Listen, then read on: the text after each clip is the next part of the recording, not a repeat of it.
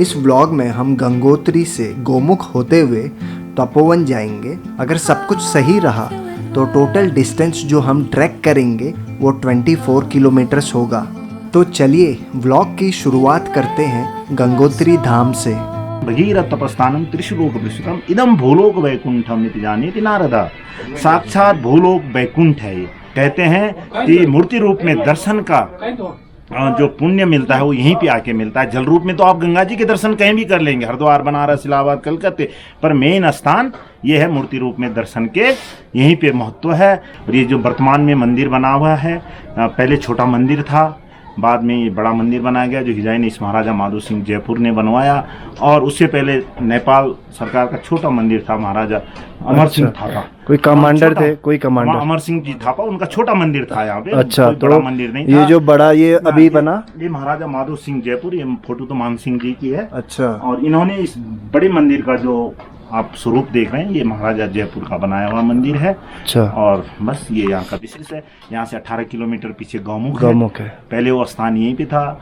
सतयुग में आज से हजारों साल पहले धीरे धीरे वो बर्फ का पहाड़ है, ग्लेशियर है, रिगस्ता 18 किलोमीटर पीछे हो गया। मेन स्थान यही है। यहीं पे मतलब यात्रा का जो मेन मकसद वो यहीं पे पूरा हो जाता है। बाकी गौमुख तो घूमने के पर्पज से लोग जाते हैं। ऐसा यात्रा का जो मेन मकसद वो गंगोत्री में ही पूरा हो जाता है। तो ये थे गंगोत्री के पंडित जी जो आपको गंगोत्री धाम के बारे में जानकारी दे रहे थे। अब मैं आपको स्टे के लिए गंगोत्री धाम में सबसे बढ़िया ऑप्शन बताऊंगा। तो हम ईशावास्यम आश्रम में स्टे कर रहे थे। यहाँ की खास बात यह है कि आपको यहाँ से सबसे बढ़िया व्यू मिलता है। आपको जो गंगोत्री का मंदिर है वो एकदम सामने नजर आता है। हमने काफ़ी सारे होटल्स देखे लेकिन ऐसा व्यू किधर भी नहीं था। तो चलिए अब मैं आपको अपना रूम टूर कराता हूँ। हम लोग सोच के आए थे आश्रम में थोड़ी कभी गंदगी होती है ये वो, लेकिन काफ़ी साफ़ सुथरा है। मैं तो बोलूँगा इधर के जो होटल्स है ना उससे भी काफ़ी साफ़ सुथरा है। और व्यू तो आपने देख ही लिया, बाहर सामने सीधा गंगा जी का मंदिर दिखता है, गंगोत्री।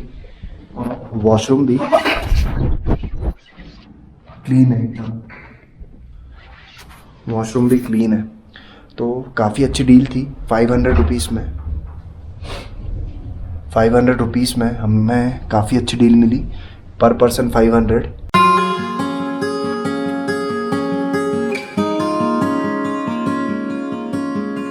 तो गंगोत्री से आपको प्यारी सी गुड मॉर्निंग।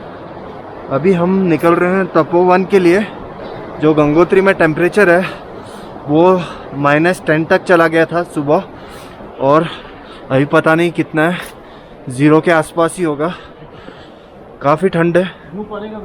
तो मॉर्निंग में हमें काफ़ी लेट हो गया था और हमारे जो गाइड हैं हमें कब से कॉल कर रहे थे। तो ये हैं हमारे तपोवन के गाइड राणा जी। आते ही हमें इन्होंने ट्रैकिंग स्टिक्स थमा दिए। शुरुआत में मैं राणा जी को देखकर एकदम संकोच में आ गया था क्योंकि ये अपने आप को ही पागल राणा कहते थे।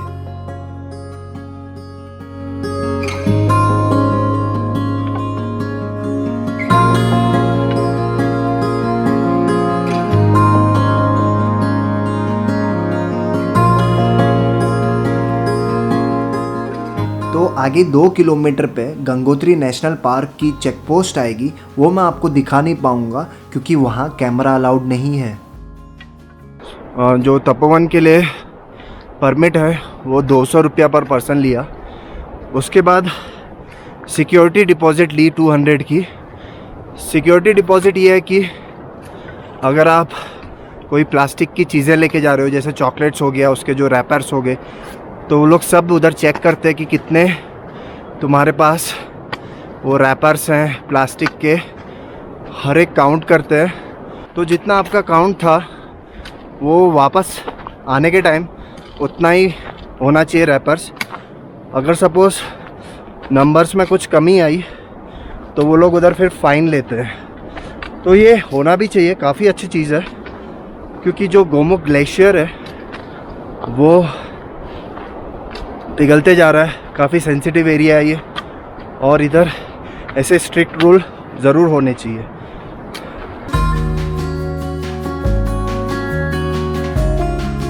हम नवंबर के मंथ में ट्रैक कर रहे थे और ये क्लियर ब्राइट ऑटम डे है। इस सीज़न की खास बात यह है कि लगभग हर एक पेड़ कलरफुल हो जाते हैं। हमें पता है कि ऊपर जो भोजवासा है उधर मौसम ख़राब हुआ है, रात को बर्फ़ पड़ी थी। और एक दिक्कत यही है कि जो मेरे शूज़ हैं वो तो स्पोर्ट्स शूज़ हैं ही, लेकिन उनका जो सोल है वो एकदम प्लेन हो गया अभी, तो उतनी ग्रिप जो है मुझे मिल नहीं पाएगी। तो एक ये डिफ़िकल्टी होगी मुझे ट्रैकिंग में। राहुल डिकैथलॉन से पूरी तैयारी में आया था, लेकिन उसके शूज़ के लेस 10-10 मिनट में खुल जाते थे, जिस वजह से हमारा काफ़ी वक्त ज़ाया हो रहा था।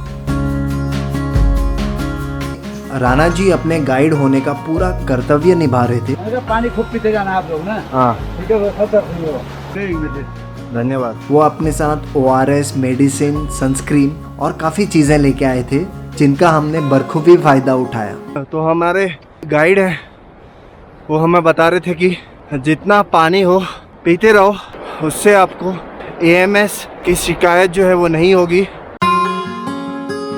ट्रैक के दौरान धूप काफ़ी तेज़ थी, इसलिए हम थोड़ी थोड़ी दूरी पर रुका कर रहे थे। लेकिन पहाड़ों में मौसम का कुछ भी भरोसा नहीं है। अभी पीछे तेज धूप थी और इधर बादल लग गए।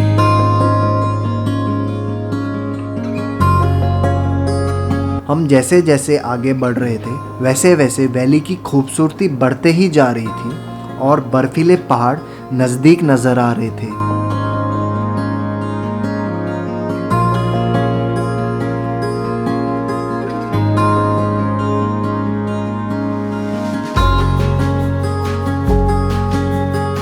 भागीरथी नदी का लाइट ग्रीन कलर काफ़ी सुंदर नज़र आ रहा था, लेकिन उसमें जो पानी है वो जमा देने वाला है।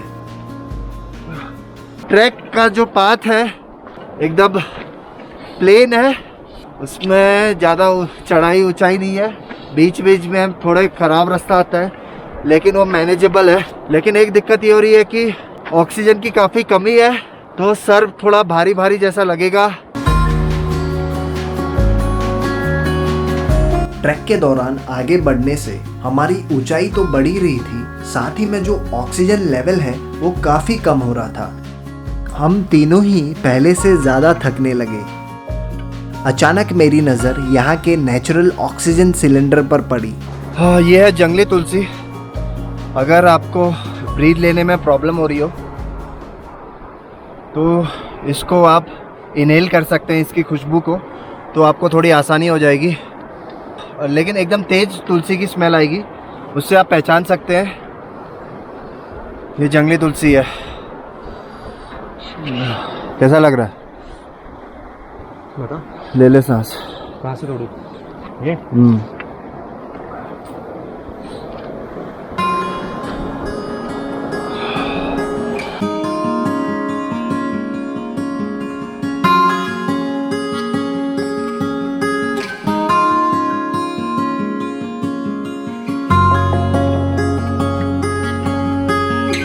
राणा जी बतौर गाइड काफ़ी अच्छा काम कर रहे थे और उनको इस इलाके की बेहतरीन नॉलेज थी।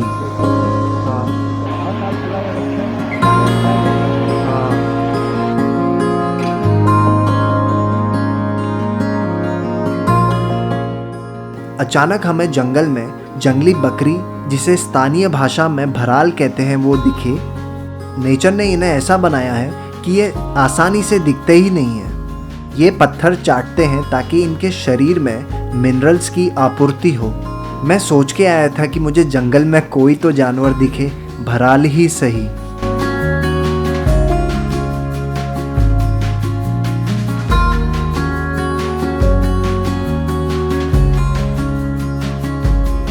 तो गंगोत्री से 9 किलोमीटर दूर चिरवासा में अभी हम लोग पहुंच चुके हैं। चिरवासा नाम इसलिए क्योंकि इधर काफ़ी सारे चीड़ के जो थे पेड़ थे, और चिरवासा आते ही बर्फ़ ने हमारा स्वागत किया है। हल्की सी बर्फ़ थी, लेकिन तब भी काफ़ी अच्छा लगा। इधर लंच किया जाएगा। लंच में हमने पराठे पैक कराए थे। हमारे जो गाइड थे राणा जी, उन्होंने गंगोत्री से ही जो पराठे हैं वो पैक करा दिए, क्योंकि चिड़वासा में आपको कुछ भी नहीं मिलेगा खाने के लिए। इधर हमने इंक्वायरी की लेकिन गर्म पानी भी अवेलेबल नहीं है। और आपको भी यही कहना चाहूँगा, जब भी आप गोमुख या तपोवन के ट्रैक के लिए आ रहे हैं तो अपने साथ कुछ पैक करा के ज़रूर लाइए। आराम से खाओ हैं, मैं तब बनाता हूँ। वाह भाई वाह, अलकायदा लग रहा हो पूरे। आग सेक के पराठे खाए जा रहे हैं। बाहर काफ़ी ठंडी लग गई थी।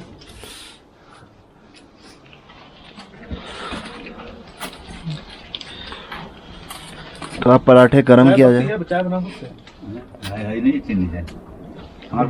टी बना लो। चाहिए मेरे पास। अरे ग्रीन टी पीते हैं ना यार, ब्लैक टी क्या करना? ग्रीन टी पीते हैं।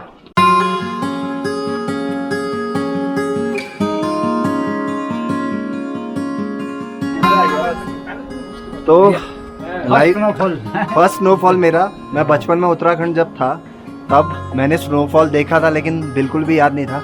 और आज स्नोफॉल के दर्शन हुए कई सालों बाद। तो होते रहेंगे, हमारे साथ रहेंगे तो होता रहेगा। ये दिन रात का काम है हमारा, होता है। इस साल का पहली बार स्नोफॉल हो रहा है। लेकिन नवंबर में मैंने सुना था जनवरी में स्नोफॉल होता है। नहीं नवंबर ठीक है? से कभी भी स्नोफॉल हो जाए यहाँ पे। यहाँ पे कभी भी होता है। किसी दिन। तो अगर आपको स्नोफॉल मई जून में भी देखना हो, राणा जी बोल रहे हैं इधर आ जाओ, स्नोफॉल आपको दिख जाएगा। मेरे कपड़े जो हैं वो ज़्यादा स्नोफॉल होएगा तो गीले भी हो सकते हैं, तो इस चीज़ का ख्याल रखना पड़ेगा। लेकिन मज़ा तो आ रहा है बॉस। तो मेरे पास ऐसी जैकेट थी नहीं, तो जो हमारे गाइड हैं उन्होंने एक्स्ट्रा कैरी किया था और मुझे दे दिया, तो काफ़ी अच्छा लगा। गाइड अच्छे हैं, काफ़ी सारी मदद हुई है उनसे। तो लोग सोचते हैं कि हम ऐसे ही चले जाएंगे बिना गाइड के, तो मुझे लगता है कि गाइड लेना चाहिए। एक तो आपको इन्फॉर्मेशन मिलती है, और आप किधर फंस जाए, आप ऐसी सिचुएशन में आ जाए तो उधर गाइड से हेल्प भी मिल जाती है। सुनो अच्छा लग रहा है थोड़ा। अच्छा तो मैं ज़्यादा नहीं।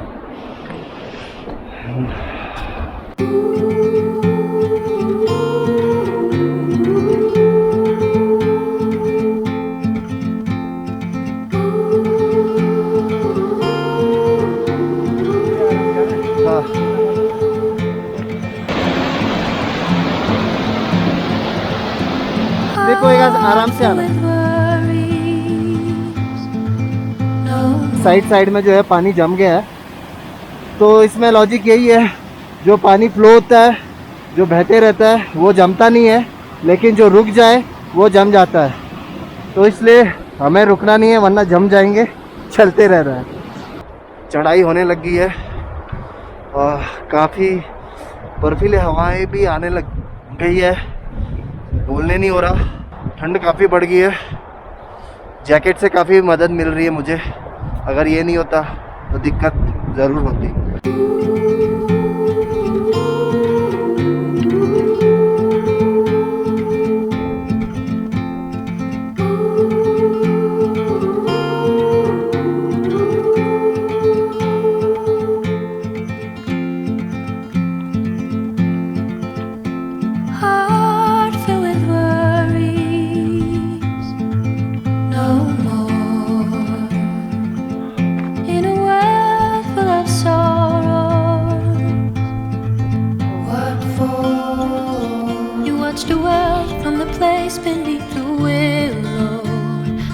फाइनल डेस्टिनेशन के लिए अब 1 किलोमीटर बाकी है, तो लगभग हम 11 किलोमीटर ट्रैक कर चुके हैं स्नोफॉल में। 13 किलोमीटर हम ट्रैक कर चुके हैं।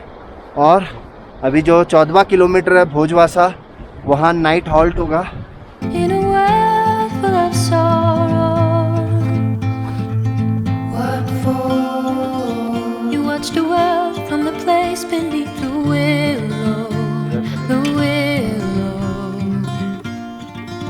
So many years, too many tears on your pillow, on your pillow. पहुंच चुके हैं भोजवासा। 14 किलोमीटर कंप्लीट कर लिए हम सभी ने। काफ़ी सुकून मिलता है जब मंजिल आपको आंखों के सामने नज़र आती है, और ये रही सामने। It all seems so heartless. चीरवासा में स्टे के 2 ही ऑप्शन हैं, एक तो GMVN की डॉर्मेट्री और दूसरा आश्रम। आश्रम की कॉस्ट 350 पर नाइट थी, लेकिन हाइजीन मेंटेन नहीं थी, तो हमने GMVN में ही जाने का फैसला किया। You're out of sight.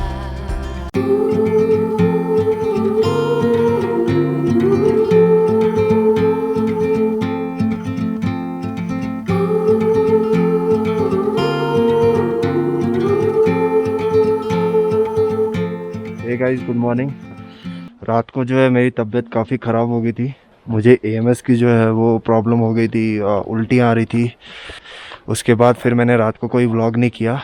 ये है GMVN जिधर मैंने रात को स्टे किया, और इसका रेट है पर पर्सन 1 नाइट का 800 rupees including meals, 3 time meals. तो अंदर अभी काफ़ी अंधेरा है। इधर लाइट खाली एक शाम को 1.5 घंटे चली थी जनरेटर पे, उसके बाद इधर इलेक्ट्रिसिटी भी नहीं है। गर्म पानी जो है उसका भी काफ़ी इश्यूज है, कुछ टाइम में ही आपको मिलता है। तो काफ़ी सारी प्रॉब्लम्स है, और मेनली अभी हमारा जो प्लान है तपोवन जाने का, वो मुझे थोड़ा मुश्किल नज़र आ रहा है। अभी डिसाइड करेंगे 1 घंटे में, अगर सनराइज़ होती है, अगर कुछ बर्फ़ पिघलती है तो बात होगी, वरना फिर रिटर्न टू होम। अब देखिए शूज़ मेरे ऐसे हैं, और मैं अगर चाहूँ भी, अगर मैं आगे बढ़ूँ तो शू बाइट की काफ़ी प्रॉब्लम हो सकती है। इधर का ही भोजवासा का ही जो नज़ारा है वो देखने लायक हो रहा है। ऐसा स्नोफॉल मैंने देखा ही नहीं था अब तक। ज़बरदस्त स्नोफॉल है। और दूसरी चीज़ ये है कि आप देखो कि पूरे बादल नज़र आ रहे हैं, यानी मौसम साफ़ होने के चांसेस जो हैं वो काफ़ी कम है अभी।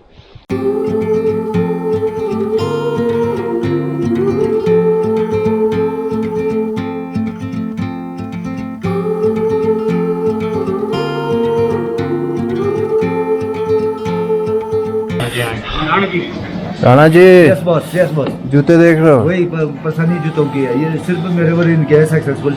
राणा जी कह रहे हैं कि हम थोड़ा रुकते हैं, फिर ही डिसीजन लेंगे आगे जाने का। What for? You watch the world from the ठीक place. है, ये देखो ये किचन है, ये भाई है अपना कुक है। आप फॉरेस्ट से ही हो भाई? फॉरेस्ट है, मगर करे क्या, सबको मिलजुल के काम करना पड़ता है। On your page. और ये रही GMVN की डॉर्मेट्री, काफ़ी सिंपल। ब्रेकफास्ट में हमें पराठे मिले। इतनी ऊंची जगह में खाना मिल जाए बहुत बड़ी बात है। बाकी हमने जो वो थोड़े ओट्स कैरी किए थे, तो हम लोग थोड़ा ओट्स भी खाएंगे। काफ़ी अच्छा लग रहा है धूप में आके। ये देखिए इधर बाहर बेड लगे हुए हैं, और ये ऐसा लग रहा है गद्दा बिछा हुआ है बर्फ़ का। ये मेरे पीछे आपको जो बाबा जी नज़र आ रहे हैं, ये तपोवन में ही रहते हैं और यहाँ बर्फ़ के कारण फंसे हैं, और यहाँ काफ़ी ट्रैकर्स वापस जाने का फैसला कर चुके हैं। Heart filled with worries. No more. In a world full of sorrow. जब तक हमारे गाइड कोई डिसीजन लेते, हम आसपास का एरिया एक्सप्लोर करने लगे। The willow. वो शिवलिंग पर्वत है जो कोना आपको दिख रहा है। Too many tears ये on your pillow, on your pillow. फिर राणा जी बुरी खबर लेके आए। उन्होंने कहा कि फॉरेस्ट डिपार्टमेंट आगे जाने की बिल्कुल भी परमिशन नहीं दे रहा। फिर क्या था? फाइनल डिसीजन यही है कि भोजवासा से आगे जा नहीं पाएंगे, क्योंकि बर्फ़ काफ़ी पड़ गई है। जो हमारे गाइड हैं वो भी मना कर रहे हैं आगे जाने के लिए, क्योंकि काफ़ी खतरा हो सकता है। तो मिलते हैं अगले व्लॉग में, तब तक के लिए आपसे भोजवासा से अलविदा लेता हूँ।